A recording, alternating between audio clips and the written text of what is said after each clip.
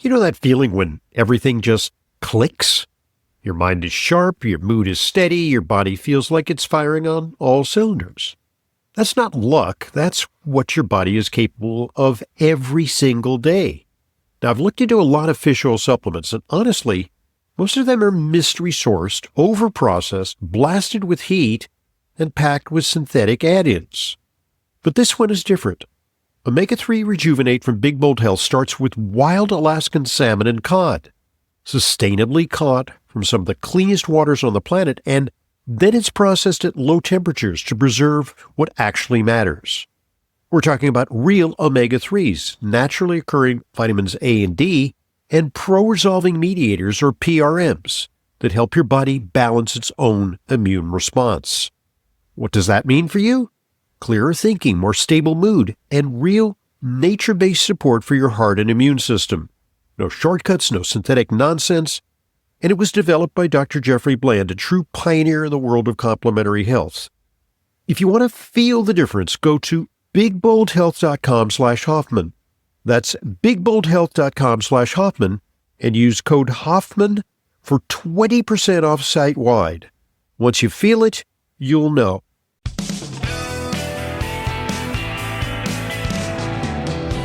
Welcome back to today's Intelligent Medicine Podcast. I'm your host, Dr. Ronald Hoffman, and it's our weekly opportunity to field questions. Questions come to questions@drhoffman.net.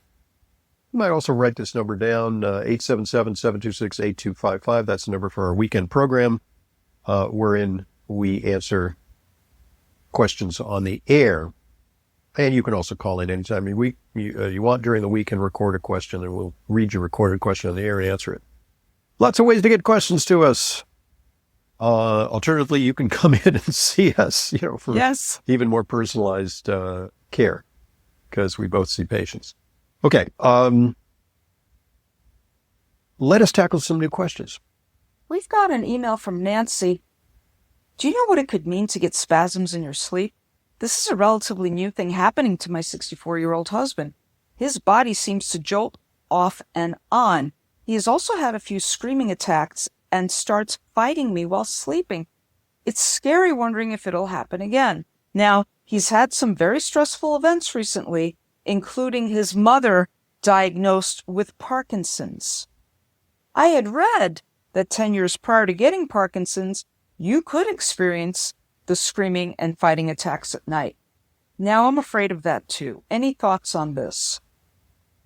Now, Nancy's husband's mother was diagnosed with Parkinson's recently, and it's interesting that now he's experiencing these in the middle of the night spasms or attacks of screaming and fighting. Yeah. So, precursors to Parkinson's include constipation, but don't worry if everybody's had constipation, to some degree. There's lots of reasons for constipation. Yeah, right. Sure. But these types of sleep disturbances are sometimes considered prodromal. They can actually precede Parkinson's by a decade or more. Mm-hmm. And so get thee to a neurologist. Yeah. And the neurologists keep performing a sleep study to see what's going on with that. And they're also beginning to have imaging studies and blood tests that can predict Parkinson's. And the problem is detection outweighs the treatment options, because what do you do for someone who doesn't have Parkinson's disease but may have some signs that they're destined to develop Parkinson's? Well, we know that Parkinson's, to some extent, may originate in the microbiome. So I would pay attention to the microbiome and optimize that via diet, via supplements, via probiotics. Mm-hmm. The other thing is, you may want to use things that support brain function. Yeah. One of my favorites now is Cinequel from Thorne, yes, which has a lot of the ingredients that are helpful for brain. More of a ketogenic diet may be helpful for brain. Yeah. There's also higher levels of CoQ10 that may be helpful. Yeah. You may want to check detox pathways, because Parkinson's is said to be impacted by that. Yeah. And environmental exposures could be an issue. Check your exposures, check all of that. Yep. See that your pathways are working optimally. Yeah, I don't know if I told the story, but I had a woman who came in and she had been diagnosed with atypical Parkinson's disease, which meant her whole nervous system was shot. It was like, well, this is not classic Parkinson's, but Parkinson's like. And we didn't know what was going on with her. And I just, 20 minutes into it, I just kind of looked at her intake papers and I looked at her address and it was like 3 Gulf Drive. And I said to the husband, I said, do you live near a golf course? And he goes, this is great because we retired and it's always been my dream to walk out onto the tee. And our patio is right adjacent to the golf course. Yeah. And I said, do you know how much they spray that brilliant verdant grass without a single weed, perfectly manicured? Yep. They put a ton of chemicals there. Yeah. So, you're walking barefoot on the grass and you're getting absorbing these chemicals and they're being sprayed intermittently into the air. Anyway. Yeah. Back before my husband and I started building our house, which is ongoing, but back when we were house shopping at the time, a deal breaker for me was we can't be backed up to a golf course. Right. We can't be near a golf course. Well, also, you're on the North Shore of Long Island. You have to be careful you're not anywhere near Grumman because Grumman was rampant chemical dumping into the water table there. And it became a Superfund site. Absolutely. Because during World War II, they were making fighter planes and they were using all kinds of crazy chemicals. And they didn't know from that. They just poured those chemicals into the sewers. That's why people have to be careful with the well water and everything. High amounts of iron, manganese, too much manganese is implicated in Parkinson's. Yeah. Don't know if it's a cause or effect thing, but it's interesting to look at that as well. So, wow, Nancy. Oh. But, I think the first step is a neurologist and a sleep study and, see if we can get ahead of this and maybe, most of the medications ameliorate symptoms. They don't necessarily get at the root cause of the disease. Yeah. And that's why root cause medicine, functional medicine, we can sometimes address causes like toxicity, the microbiome, poor detoxification. Yes. Energetics of the brain, by giving things that support energetics of the brain, like NAD, which I think would be ideal under those circumstances. Notwithstanding this niacin study that cast aspersions on it. Yeah. Right. Nancy. And by the way, I think there's some ongoing trials of nicotinamide riboside for Parkinson's and other neurological diseases, because there's a great deal of interest. Okay. Good point at which to pause because we allow our sponsors an opportunity to share an important message with you. So here it goes. Listen up.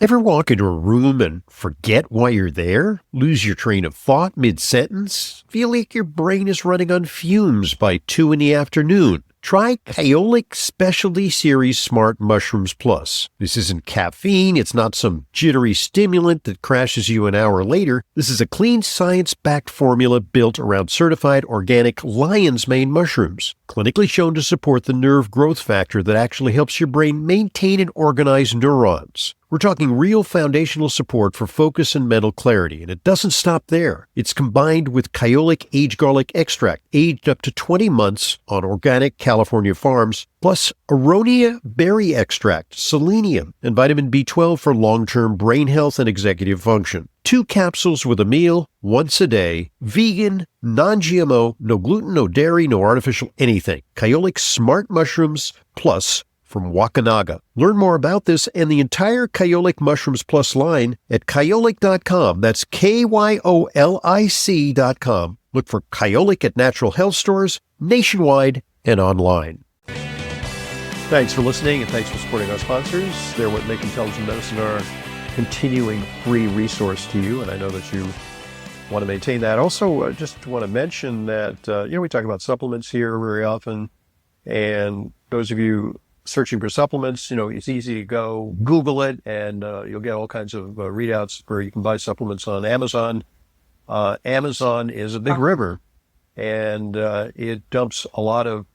Amazon is a dumpster when it comes to supplements. It dumps a lot of animal carcasses and detritus into the Atlantic Ocean at its mouth.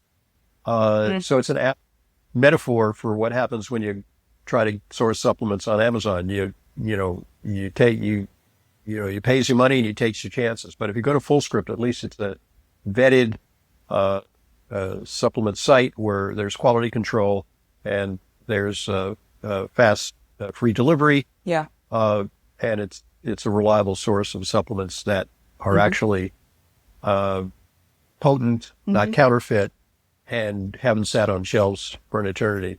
Yeah. Yeah. Absolutely. All right. We've got a question here from Scott. What is the best general magnesium to use? Well, that's a subject for an entire podcast because there are different types of magnesium for different concerns, different uses, right? We'll go down the list. Well, we're just something with general purpose. I mean, general purpose. What you want to avoid? You want to avoid magnesium oxide because it's worthless. It's cheap and worthless. It just kind of runs through. Yeah. And then magnesium citrate actually gets a little bit of absorption, but it's also pretty potent laxative, so you can't take much. Yeah. If you're a little constipated to begin with, you could take magnesium citrate. It'll help you. Magnesium citrate would also be good if you're prone to kidney stones, possibly. Yes. That could be helpful as well. Then there's higher quality, what so-called chelated magnesiums like magnesium glycinate, which is gentle on the stomach. Yeah. Yeah. And that's pretty good magnesium. Right. Magnesium malate. And glycine also has the property of being a little bit sedating, so that's not a bad thing to take at bedtime, if you want to support sleep and rest. Yes. Yes. Also, the glycinate form is good for muscle cramps. There's magnesium taurate, which is beneficial for heart and blood vessels. Right. For blood and pressure. And may play a role with nerve regulation in epilepsy, in seizure disorders, because the same nerves that cause arrhythmias in the heart are, similar in structure to and function to the nerves that have aberrant pathways in the brain that cause seizures. So that would be the magnesium that you would do for that. And maybe for blood pressure. There's some evidence on blood pressure with magnesium. I think all types of magnesium is going to help blood pressure. Yep. Because of its... And then there's magnesium 3 and 8, which is specific for the brain. There is evidence that it may have a better uptake across the blood-brain barrier. So this is good for stress, anxiety, even sleep too. And neurological support. I notice a marked difference between, what is the magnesium I take? I take like a reacted magnesium, which is a combination of the glycinate, the malate. I think there's some citrate in there. And then I was comparing it to the 3 and 8. Wow. In what way? I was like in the ether. With what? With 3 and 8? With the 3 and 8. Oh, really? Because it really does cross that blood-brain barrier. Okay. Had a very sedating effect. So if you really love your delicious sleep, take that. Okay. Take that. It's nice. I haven't really explored it that much. I got to start taking 3 and 8. Yeah. Okay. It's kind of nice. But I think most people should be taking some form of magnesium because I'm sure that there's rampant deficiency due to stress. It's estimated like 60-80% of insufficiency. Yeah. And, so many conditions deplete magnesium, insulin resistance and stress. Yeah. And anybody with a heart arrhythmia, blood pressure, atrial fibrillation, any of that, they need magnesium. If you're taking a diuretic, Right. Mitral valve prolapse, that's another one. Yep. So, Scott, what a great question. All right. Yeah, I mean... Lots of different forms of magnesium to take. We return to that theme frequently. For all kinds of situations. All right. We've got a note here from Jerry. Hi, Dr. Hoffman and Leyla. My brother's a diabetic with complications from it. He had a back operation, which resulted in him being bedbound with a loss of motility. Well, that's not a good outcome. No. See, back surgery, very tricky. Right. Very tricky. A last resort. Mm-hmm. So for the last 3 or 4 months, he's had a recurring urinary tract infection that's being treated with antibiotics. He sometimes needs to use a catheter, but his urologist encourages him not to and to try to avoid it. Because that's going to cause infections. Yeah, but he doesn't think that his bladder completely empties. Well, he's got diabetes, which causes nerve problems. Yeah. Neuropathy, not just of the feet and toes, but also neuropathy of sometimes the internal organs. Many diabetics have ED because of neuropathy, but they also have bladder problems because of neuropathy. Yes. So there's some, and then he's had a back problem, and the back problem can certainly exacerbate urinary problems because it's like the nerves are not conducting properly down the spinal column. Yeah. So there could be some impingement of those nerves. Jerry says, I bought him ENCORE, but he says it seems to raise his blood sugar too much. And I'm not sure if D-mannose would produce similar results. Is mannose caloric? Is it? D-mannose? Yeah. No, not that much. Okay. And in ENCORE, there is some D-mannose, but it's also got some potassium, it's got some calcium, and it's got some other things. It could be that if it's in effervescent form, I would give. Yeah, I mean that's the kind of thing I would give to someone prone to bladder infections. Yeah. We have patients with multiple sclerosis, for example, have what's called neurogenic bladder, which is the nerves are not operating the bladder, and so they have retention of urine, which is a setup for infection. Mm-hmm. And the D-mannose prevents the adhesion of bacteria to the bladder wall, where they can colonize. So I just prescribed that for that 83-year-old. Yes. I thought it was good because she had some bacteria in her urine. She didn't have a urinary tract infection, but as you get older, you have more urinary retention, and it's a setup for infection. Yeah. Jerry, there you go. Your brother should be on a diabetes diet, which is a low carb diet. He wants to bring his blood sugar down. Yeah, I don't know what the circumstances are. I mean, he may be on insulin dependent. We don't even know. We don't know. Yeah. Even in the case of insulin dependent, he still needs to be on a low carb diet. Sure? Yeah. Administer less insulin. Yeah. Okay. I mean, by the way, this sounds like kind of a slippery slope because needs bed balance. When men, and to some extent women, get frequent urinary tract infections, it highly correlates with mortality. And it's just not a good sign. Okay. So we actually had that with our defense secretary, Austin. He had like a prostate thing, and then he had like a very serious urinary tract infection. He developed sepsis. I thought that was post-surgery. Post-surgery, that he developed. Well, that happens often because of some obstruction after surgery, and then the urine backs up, and then it affects the kidneys, and once it's in your kidneys, it's got pyelonephritis, which is life-threatening, and you have to get intravenous antibiotics. Mm. So, but it's not good. No, not good, right? Okay. We've got a question here from Norman. I've had regular tinnitus for as long as I can remember, and that's at least 75 years of constant humming in my head. That's too long. That's too long. 8 years ago, I began treatment for AFib. The cardiologist had me on the maximum dosage of flecainide plus propafenone and Eliquis, and that's when the pulsatile tinnitus began. I changed cardiologists, and 3 years ago, went for the ablation procedure. That's been a success. But I still have the hum in my ear. Plus, I can hear my pulse pounding in my head. Could the combination of the flecainide and the propafenone and Eliquis have caused this problem? My current cardiologist has never heard of pulsatile tinnitus and referred me to a hearing specialist. Yeah, it's funny. I looked to see if flecainide could cause tinnitus. There actually was a trial back in 1991 using flecainide to reduce tinnitus. But, in terms of ototoxic medications, tinnitus is also listed as something that can cause tinnitus. Flecainide is listed as something that can cause tinnitus. I wonder if Norman was ever taking aspirin. Well, aspirin certainly can cause that. And patients with, sometimes they take aspirin and Eliquis. Yeah. So Eliquis is not known to cause tinnitus. What's the propofol? It was called propafenone. Propafenone. Propaf. Propafenone. Oh, propofol is an anesthetic. Yeah. Yeah. I don't know. I don't know that medication. I think. So he went to a hearing specialist, had him try noise-canceling hearing aids, and that made things worse. Okay. Because when you don't have sound coming in, you're paying more attention to the tinnitus. We hear it at night. Yeah, when it's quiet. The noise canceling is sort of like a white noise thing that suppresses that. Tinnitus is a challenge. Are there vitamins and supplements that help tinnitus? I think there's some evidence, again, on nicotinamide riboside in high doses. Ginkgo biloba to some extent. And then there's what are called lipoflavonoids, which are, sometimes sold for tinnitus. They work somewhat, but tinnitus is a challenging problem. Magnesium, definitely. Maybe pycnogenol in a patient like this. Pycnogenol. Circulatory enhancer.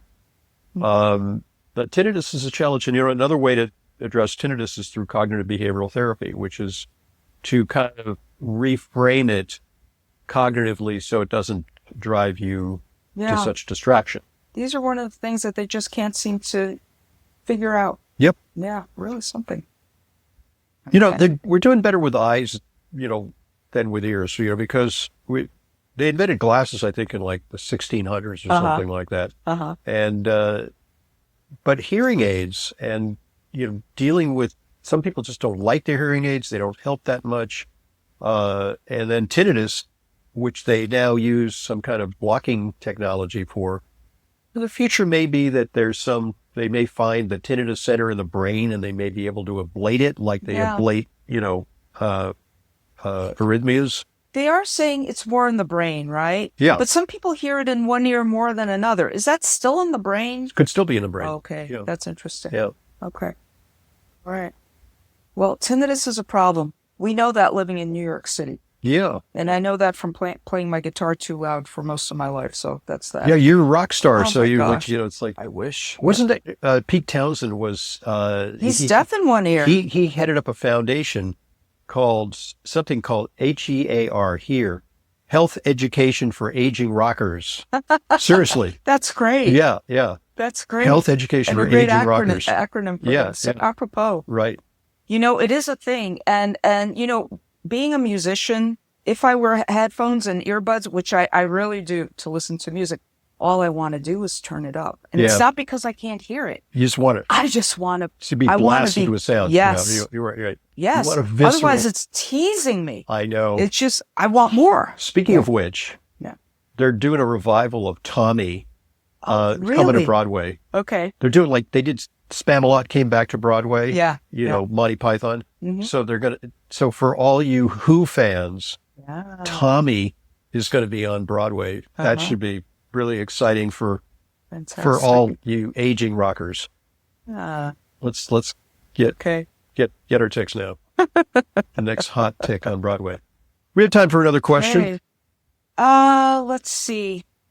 Well, this one, a question about herpes simplex virus and dementia. I'm writing to you as a 75-year-old man who's had the occasional cold sore in the past. The last time I had one was more than 25 years ago. I recently came across a study in the Journal of Alzheimer's Disease that suggested that people who have been exposed to the herpes simplex virus 1, which causes cold sores, may have twice the risk of developing dementia than those who have not. This finding alarmed me as I'm concerned about my cognitive health and the possibility of Alzheimer's. This kind of brings up something, which is, when I was a lad, they were sexually transmitted diseases, but usually you could fix them with a shot of penicillin in the butt. Yeah. Gonorrhea or even syphilis. Yeah. Then along came this life-threatening thing that was caused by sex, and you could die. So, sex became a risky proposition, in the 1980s. Talking about AIDS. Yeah. Yeah. And then along came some studies that suggested that oral sex was a risk factor for oral cancer. Yeah. And so that made another element of sexual human papillomavirus behavior as a risk factor for a serious life-threatening disease. And so you might say, well, let's just go to first base and let's just engage in some... I see where you're going. Some kissing. And now it turns out that can transmit the herpes virus, the oral herpes virus, which can cause you to languish and die of Alzheimer's disease. They were right. Stay 6 feet apart. Don't touch. Well, maybe if we put like a giant condom over our heads. Oh, there we go. Yeah. But, so. Walk around like a silk sausage. You actually, you heard a lecture on that. I think I came in late during the lecture. Yeah. Well, David Perlmutter touched on it. Yeah. And that it was interesting. I don't think he actually found it to be very conclusive. Okay. So what it means is, look, for example, Epstein-Barr virus may cause MS, but virtually all of us have been exposed to Epstein-Barr virus. So what it If you suggests, took a blood test on me now, you would find But Epstein-Barr virus. that you've been exposed to it Yeah. in the past, you've made antibodies to it, Yeah. your body has coped with it. It may be that some people have an aberrant response to this. These are all part of the herpes family. Yeah. There's like now 6 or 7 different herpes Right. viruses. One of them may be responsible for chronic fatigue. I think that's HHV6, we Yeah. think, but it's not Yeah. necessarily, I'm inconclusive on that one. And all But- of these came from chickenpox? And chickenpox, yeah, varicella, which is part of that. And so these are viruses that tend to stay in the body latently, Yeah. and they emerge as cold sores or genital Yeah. sores, Yeah. often under conditions of stress or trauma. Sometimes if I bite my cheek, I might subsequently get a little bit of an ulceration, Sure. an aphthous ulcer that is due to probably the reactivation of a virus that's in my system. Is that going to lead me down the horrible path towards Alzheimer's? Well, it's a risk factor, but so are a lot of things. Right. And ultimately, the very high, like 90+% of people have oral herpes virus, have been exposed to it if we test, Sure. even if they don't have mouth sores. So Because not everybody presents with it. exactly. Yeah. So I would say, something to keep in mind. Yeah. And Now, this is a prospective epidemiological study, okay, and they conclude that anti-HSV IgG seroprevalence was associated with the doubled risk of dementia in an older population. This finding adds to the evidence supporting a role of HSV in dementia. okay, No such effect was found for CMV. cytomegalovirus, Yeah. So which is another member of the family. So this is interesting. It's interesting and something to watch, I Right. suppose. But I would be far more afraid of diabetes, or what Alzheimer's is called lately is type 3 diabetes. I would be more, that's something you can control. Yeah. If you control what you eat, you could lower your risk factors for that. Yeah. I And you think could still have herpes. I think don't know. a multiplicity of things lead to that. So what they Yeah. found also is that, ApoE4 is a gene that highly predictive of risk of Alzheimer's disease. But studies have shown that people who follow, basic lifestyle measures, healthy diet, adequate sleep, exercise, avoidance of smoking, that allele matters less in that context. It blunts the effects of Yeah. it, and it so almost brings people with that gene into line with normal people. Yeah. So, Yeah. So the genes aren't our destiny. nor is the presence of a virus, Yeah. that we've been exposed Just to. good news. Yeah. Just good news. Yeah. We want to remind you to email us at questions@drhoffman.net. That's questions@drhoffman.net. Do appreciate them. And once again, my full script dispensary, drhoffmanstore.com, is the place to find the highest quality supplements, some of which are very hard to find elsewhere. So Yes. check it out. And remember that drhoffman.com is your source for not just these podcasts, but for great articles. You can subscribe to our newsletter. What'd you write about this week? I wrote about, I think it was the benefits of apple cider vinegar. And this is going to be, oh, wow. You're so far ahead that you don't remember. I'm so far yeah, ahead that I don't remember Yeah. what I did. So you're just going to have to get the newsletter, to people. find out. Yes. Okay, so I wrote about natural Ozempic. Yes. Natural, that if the use case for that is if you don't tolerate Ozempic, or if you can't afford Ozempic, or once you get off of Ozempic, or if you just prefer not to be on, one of these weight loss drugs, there are some interesting natural alternatives, and I reviewed them in this article. Yeah. They work on the same pathway, the GLP-1 pathway. Yes. That is the secret sauce of all these weight loss drugs. Mm-hmm. Yeah. So the incretin pathway, Yeah. and there may be something to that as a non-pharmacological approach Right. to curbing appetite and shedding pounds. It's all very exciting and Yep. very encouraging. And I just remembered the article I wrote was about getting ready for pregnancy. Oh, getting ready for Yeah. well, yeah, and I said when you wrote that, Yeah. I said, and there was just a big article in Science Daily about phthalates. the ultra processed diet and how And it's they wrapping. and that's one thing Yeah. that is such a problem Yeah. in ultra processed foods. But there's a myriad of things in ultra processed And foods. here's the thing about phthalates. It's hard to avoid. I mean, if you live in this world, Yeah. you're going to have that exposure. They're going to find it. But something like heavy metals, your mercury, your lead, your arsenic, you kind of take care of those matters before you decide to get pregnant. Yeah. Which is something, controlling the controllables. Yeah. Again. Yeah. Yeah. Yeah, it's really important what It is. you eat. It's even important that you moderate the stress levels that you experience because behavioral abnormalities in kids sometimes correlate with mothers' experiences. Yeah. And, unfortunately, we're seeing a lot of Cortisol. worldwide trauma. I feel like, the children in Ukraine and the children in Israel and the children in Gaza and the children in, these far-flung places in Africa where there's lots of violence and civil war. Mothers still get pregnant, and they during those times, what is it doing to the brains of their offspring? Because they're awash in cortisol. Yeah, and stress hormones, and not good. That is not good. Not a good thing. So that's going to be a legacy that's going to extend for many years, generations potentially.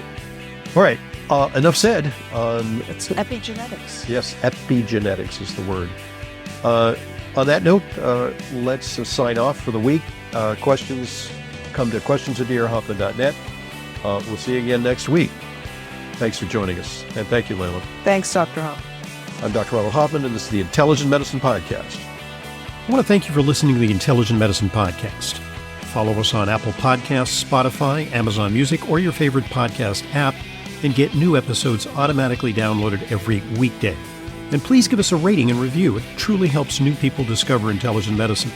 The Intelligent Medicine Podcast is for general informational purposes only and does not constitute the practice of medicine, nursing, or other professional healthcare services, including the giving of medical advice, and no doctor-patient relationship is formed. The use of information on this podcast or materials linked from this podcast is at the user's own risk. The content of this podcast is not intended to be a substitute for professional medical advice, diagnosis, or treatment. Users should not disregard or delay in obtaining medical advice for any medical condition they may have and should seek the assistance of their healthcare professionals for any such conditions. Finally, please visit drhoffman.com and discover everything intelligent medicine has to offer, including frequently updated, unbiased health news and fully vetted product and supplement recommendations. This is Leyla Muden, registered dietitian nutritionist. I maintain a private practice and see patients regularly. If you require a nutrition consult with me but live out of town, there's no need to travel to New York City. I have telephone and telehealth consultations with clients from all over the country. Please visit drhoffman.com for more information. And to set up an appointment, call 212-779-1744. That's 212-779-1744. I look forward to being a collaborator in your healthcare.